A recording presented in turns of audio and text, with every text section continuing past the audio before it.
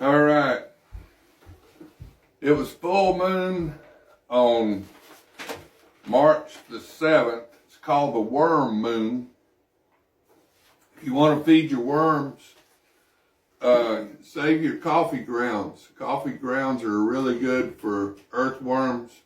You can throw those coffee grounds and banana peels and eggshells into your worm pit, wherever you got all your mulch bed or whatever you got. Oak leaves are really good for wiggler worms.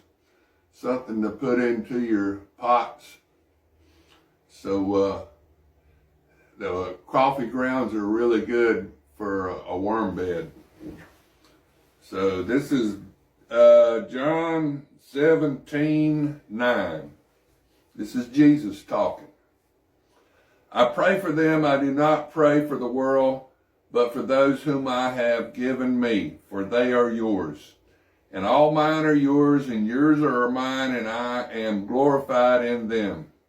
Now I am no longer in the world, but these are in the world, and I come to you, Holy Father. Keep through your name those whom I have given me, those whom you have given me, that they may be one as we are. While I was with them in the world, I kept them in your name. Those whom you gave me I have kept, and none of them is lost except for the son of perdition. Now perdition, that means gonna die. Satan, the king of Tyrus, Ezekiel 28:18. The king of Tyrus will turn to ashes from within.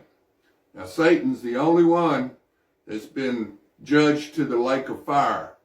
And the 7,000 fallen angels are bent on destruction, according to Jude. In the first 1 through 14, Jude tells you about the fallen angels. They were sent by God, or sent by Satan, to mess the bloodline of Christ up so the Messiah could not be born. And God sent the flood to kill all the giants, the Geber, the hybrids, the men of renown, written about in Genesis 6, talks about the giants and the men of renown. And they were created when the fallen angels, the Nephilim, Napha means fallen, the fallen angels mixed with the daughters of Adam. And Noah's family was the last family with a clean Adamic blood type. And so you had Noah, his 3 sons, and their 3 wives and Noah's wife. So that's 8 people with the B blood type on the ark. Then you had 2 black folk, 2 white folk, 2 red-skinned folk, and 2 Kenites on the ark. So that's 16 souls that were on the ark during the time of Noah. And then that killed the giants the first time. And then God sent Israel after 70 people went into Egypt. Jacob's family, the 12 sons of Jacob, the 12 tribes of Israel went to Egypt and spent 400 years of slavery to the Egyptians, built them 2 cities, and they had 2.5 million people with the B blood type in Egypt. And then you had the Exodus, and God sent Israel into the land of Canaan. Canaan was the son of Ham and his mother. It's called uncovering your father's nakedness. Ham had sex with his mother, and Canaan was the result. And Canaan got kicked out at a young age because Noah didn't like looking at him. It reminded him of what happened between Ham and his mother. And so Noah kicked the Canaan out of the area, and he went to the land of Canaan. And then Satan sent a second influx of fallen angels down to the land of Canaan. And there was giants created there, and God sent the Israel into the land of Canaan to destroy the giants. David killed Goliath. He was a giant. And the old King Og of Bashan had a bed 9 cubits long and 4 cubits wide.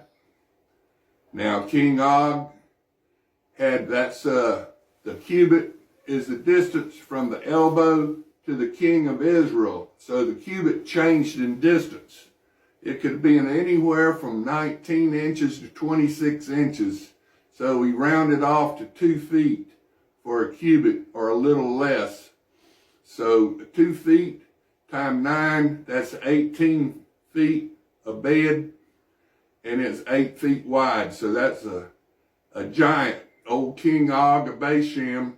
And so Israel went into the land of Canaan to kill the giants. And that was why God sent Israel into, because the 12 tribes of Israel, all of the people in the bloodline of Christ are from the 12 tribes of Israel, except for one lady named Ruth.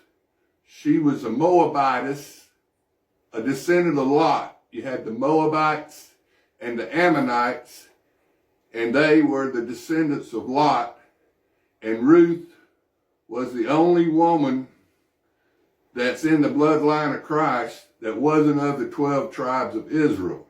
And Ruth married Boaz, and Boaz had Obed, and Obed had Jesse, and Jesse had King David. And then King David had Nathan. Solomon didn't make it in the bloodline of Christ. He messed up and worshiped little g gods and made shrines on the side of the Mount of Olives, there right across from Solomon's temple that he built for God. He made these shrines right there. So Solomon didn't make it in the bloodline of Christ. Now let's go on to, this is John 17:12, the son of perdition, that the scripture might be fulfilled. But now I come to you, and these things I speak in the world, that they may have my joy fulfilled in themselves. I have given them your word, and the word has hated them, because they are not of the world, just as I am not of the world. I do not pray that you should take them out of the world, but that you should keep them from the evil one. They are not of the world, just as I am not of the world. Sanctify them by your truth. Your word is truth. As you sent me into the world, I also have sent them into the world. And for their sakes I sanctify myself, that they may be sanctified by the truth. I do not pray for these alone, but also for those who believe in me through their word, that they all may be one, as you, Father, are in me, and I in you, that they also may be one of us, that the world may believe that you sent me. And the glory you gave me, I have given them, that they may be one just as we are one. I and them, you and me, that they may be made perfect in one, and that the world may know that you have sent me, and I have loved them as you have loved me.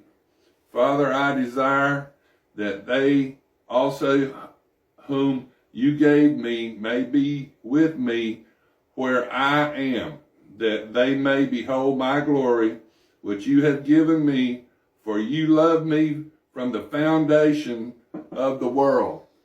Now the foundation is at the Katabole, spelled Katabole, Katabole, Satan's overthrow. When Satan had a third of God's children following him, and God came back to earth 14,000 years ago, that's the foundation of the world. It's called the foundation in the Bible. O righteous Father, the world has not known you, but I have known you, and these have known that you sent